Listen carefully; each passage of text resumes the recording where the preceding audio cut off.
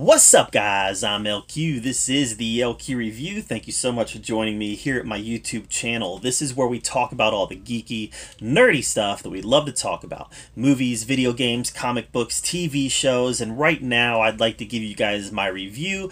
A review that is about 30 plus years in the making. And let's see, about 38 years in the making. Wow. My review today is for a movie called Grizzly 2 Revenge. Now let's flash back to 1983. In the late 70s, early 80s, there's a lot of animal attack movies coming out, and what they're doing is they're capitalizing on the success of Jaws and Jaws 2. Okay, the first Grizzly movie came out the year after Jaws came out. Jaws came out in 1975. Grizzly 2 came out in 1976, and a lot of movies, copycat movies, came out to capitalize on that success. You had movies like Piranha, Alligator, things like that were coming out that were just animal attack movies. And Grizzly came out in 76, and it was a modest success, I guess, by 1976 standards, but you know, it didn't break any new ground. It was Jaws with claws. I think that's what they called it, was Jaws with claws, and it just quite frankly, it just wasn't very good. You know, nowhere near Jaws. Obviously, that Jaws is the best movie ever made. Fight me. So Grizzly 2 was something that went into production for a 1983 release. And for whatever reason, and there's a lot of theories online about what happened, but for whatever reason, it did not survive. It did not make it. It was never finished. So you know, it was about 80% finished, to my understanding, 80 to 85%. So they got most of the principal photography done, but they didn't get all the music done, all the sound effects. They didn't get a lot of the bear effects done. So it was a movie that was just abandoned. And the producer, Susan Nagy, she retained the rights to this movie, and then it just kind of went away. And then sometime later, the unfinished work print was leaked online. And I never watched it, but I do know that it was leaked online, and that it became one of those things that became very popular in the fan community. Like, bootleg copies of Grizzly 2 would be floating around, and people would be excited about watching this unfinished movie. You know, us fans, we like things like that, right? The unfinished movie and what could have been. You know, look at the Snyder Cut, guys. I mean, obviously there's a big night and day difference between the two quality-wise, but that's the type of fan excitement that Grizzly 2 had. And a lot of people clamored to have this movie finished. Well, there's a lot of drama behind the scenes on this. Depending on what you read and who you listen to, there's a lot of people that say that Susan Nagy, she went after the fan community. When this leaked online, not only did she try to sue whoever it was that leaked it, but she tried to sue people that watched it. She tried to sue people that reviewed it. She went like full lawsuit crazy, and even like when somebody would give a negative review, she would try to get on them about the fact, and even get on them in legal ways to get them to take down their negative review, you know? So in a lot of ways, Suzanne Nagy, she really developed a negative persona in the fan community. And I've even seen a lot of fans say, don't watch Grizzly 2 because she's this horrible, horrible person. Don't give it your money. You know, don't support it. I don't know. I can't verify the truth behind that. All I know is what I read on online, and you know, what you read isn't always what you get, right? Sometimes the truth is in the middle or even far away from what you read. But I will say that this is a movie that was promoted as being a vehicle, a starring vehicle for Charlie Sheen, Laura Dern, and George Clooney. And, you know, an early movie of theirs while they were just getting their feet wet in Hollywood. And it reminded me of the movie that came out last year in North America called Iron Mask. And it's a movie starring starring Arnold Schwarzenegger and Jackie Chan.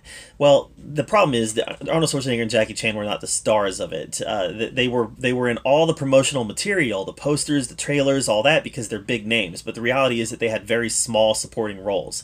So let me just say that if you want to watch Grizzly 2 to see an early performance of Charlie Sheen, George Clooney, and Laura Dern, make sure that you are watching from the credits, from the opening credits, because if you go get some popcorn or something to drink during the opening credits, you're probably gonna miss their role. it's tiny, tiny, tiny, tiny. Not to say it wasn't fun to see them. That they're in it a couple minutes, and like I said, not to say it's not fun to see them, but at the same time, not starring them. It's not starring them. What's funny is that it is starring a couple big names, and I can't believe that they were not featured in the marketing for it. Maybe they're just big names to movie fans. But Louise Fletcher is in this as kind of the evil mayor from Jaws. This movie has a lot of Jaws homages, by the way. And John Rhys Davies is in this. Yes, John Rhys Davies. Gimli from Lord of the Rings. Salah from Indiana Jones, an established good actor who's been in some big stuff. He was in this. So let's talk about some of the Jaws motifs here, some of the Jaws ripoffs. You have Steve Inwood. He was a park ranger who was playing the Chief Brody character. He was just trying to keep everybody safe. You had Deborah Raffin, who was playing kind of the Matt Hooper character. Her title in Yellowstone, which is where this takes place, by the way, her title was the Director of Bear Management. Director of Bear Management. I don't know if that's a thing. Somebody let me know if that's a thing. I don't think it's a thing. But it might be a thing. So I'm not going to laugh at it too hard, but I laughed at it a little. And John Rhys Davies, he plays the Quint character. He plays somebody who's a woodsman. He's kind of adapted Native American culture. His family was killed by a grizzly bear, and he's out for revenge. He's a grizzly. He's a bear hunter, and that's his role in the movie, to work with Steve Inwood's character Nick, who's Brody, Deborah Raffin's character Samantha, who is Matt, and him. The three of them, they're after this bear. And when this was first being talked about in 1983, it was called Grizzly 2: The Concert, and that's because there is a concert that's happening in Yellowstone right around the time that this movie's taking place. And the end of the movie, the climax of the movie features the bear making it to the concert. And throughout the course of the movie, we get the trail of bodies that it's leaving as it's making its way to this concert. And at the end, it makes it to the concert and carnage ensues. But let's talk about kind of the filmmaking itself for a second here. It was cut really weird. A lot of jarring cuts, a lot of quick cuts, and a lot of scenes that were inserted that just don't make any sense. Like, there was this one scene where you saw Steve Irwin's Brody character talking to some people, and then it cuts immediately to this guy who's bent over, and then he looks up and the bear attacks him, and then it cuts back to something else. So, I mean, they cut to this character that we barely even knew, if at all, and it cut to him at a weird angle just to see him look up, and then see a bear face, and then that was it. So a lot of weird jarring cuts. There was a couple cuts where it would cut away to a different scene in the middle of somebody's sentence. Even one cut away in the middle of somebody's word. So it was all very weird the way that it was cut together, very unprofessional. Just the editing job itself it was all very unprofessionally done. Almost like a, I don't know, like a high school student put this together and cut it together. It was just done real weird. The sound effects were really, really, really weird. Like the bear, it sounded like it was breathing through one of those toilet paper tubes. I don't know. It sounded like the bear had an echo. It had an echo. It was Echo Bear. Echo Bear. The sound effects didn't make any sense. The growling didn't make any sense. The way that it sounded, it just sounded very Well, I wonder what a bear would sound like. Well, let's just growl into a tube. That's what I mean. It just sounded really unprofessional. A lot of the there were a lot of scenes in the movie that were clearly done in post that were just nature scenes that were just thrown in there like we saw the same shot of some bears multiple times. And that just felt really weird and jarring too, especially when they were such unique shots.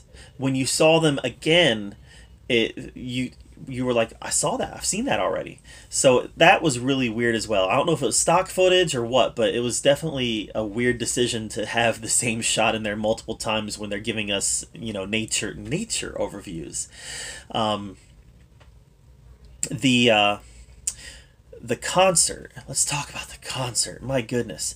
So the concert was really weird also. I mean, it was like the definition of a weird 80s concert. The clothing, the music style, the dancing style, everything screamed bad 80s music. Bad 80s concert production. And the problem with that is that they lingered on it. Right? They spent so much time showing us the concert. So we would see bear carnage, or our three main characters chasing the bear, and then they would cut to the concert. And I understand them cutting to the concert. They want to remind us that there's a concert going on and this is where things are going to end up. I get that. But it could have been a few second shot, a 10-second shot, instead of lingering on the concert. At one point, they lingered on the concert for probably 5 minutes. They just showed us this 5-minute music video. And they did that multiple times where we'd cut to the bear and then we'd cut back to the concert. And let's just spend some time at the concert. All right, we're going to cut back to the bear. Now let's cut back to the concert and spend some time at the concert. Let's cut back to the bear. No, we've had enough bear. Let's just spend some time with this concert. And it was just really weird. Really weird. And really weird shots too. Like one of the times they cut back to the concert, they did it from kind of backstage where you saw the back of the dancers, and they just kind of kept it there.